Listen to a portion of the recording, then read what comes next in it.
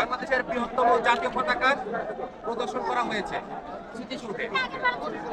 আমাদের একটি লক্ষ্য 1971 সালে 30 লক্ষ ভাই বোনের রক্তের বিনিময়ে 2 লক্ষ মা বোনের সম্মানের বিনিময়ে আমাদের এই বাংলাদেশ স্বাধীন হয়েছিল। সেই স্বাধীনতা আমরা ঠিক মতন রাখতে পারিনি। আমাদের দেশে দুর্নীতি ঢুকে পড়েছিল।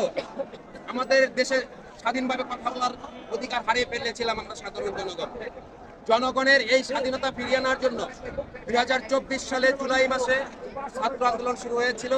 সেই ছাত্র আন্দোলনে আমরা নতুন একটি দেশ পেয়েছি, নতুন একটি স্বাধীনতা পেয়েছি, নতুন বিজয় পেয়েছি। 2024 16ই ডিসেম্বর আজ আমাদের স্বাধীনতার নতুন বিজয় দিবস। এই বিজয় দিবসে আমরা চাই আমাদের এই স্বাধীনতা রাখার জন্য ভবিষ্যৎ প্রজন্মকে সুন্দর একটি স্বাধীন দেশ, নাগরিক দেশ দেওয়ার জন্যই আমাদের মূল আশা।